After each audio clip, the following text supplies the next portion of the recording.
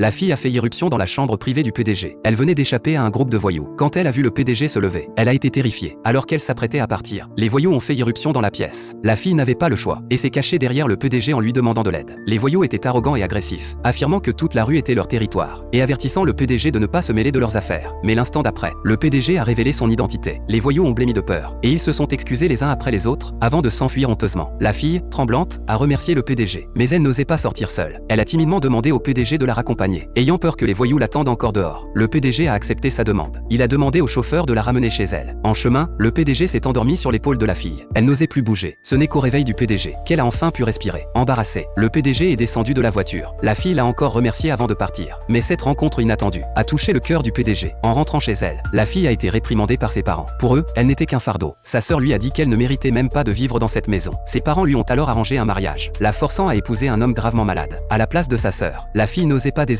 et a dû accepter. Elle est arrivée en robe de mariée chez son futur mari. La luxueuse demeure l'a laissée sans voix. Le majordome lui a demandé d'attendre avant de s'en aller. Mais elle a attendu longtemps, sans jamais voir son fiancé. Ce n'est qu'au milieu de la nuit, alors qu'elle s'était endormie, que le PDG est finalement apparu. Quand la fille s'est retournée, elle a découvert que son fiancé était en réalité le PDG qui l'avait sauvée. Il lui a expliqué qu'il n'aimait pas la lumière du soleil. Puis il l'a invité dans la chambre. Il lui a tendu un verre d'eau tiède. Mais l'instant suivant, la fille lui a demandé s'il était en phase terminale. Le PDG ne s'est pas du tout fâché. La fille trouvait la chambre trop sombre et a voulu ouvrir les rideaux. Mais ce geste a fait souffrir le PDG, car lorsqu'il est exposé au soleil, il se transforme en loup-garou.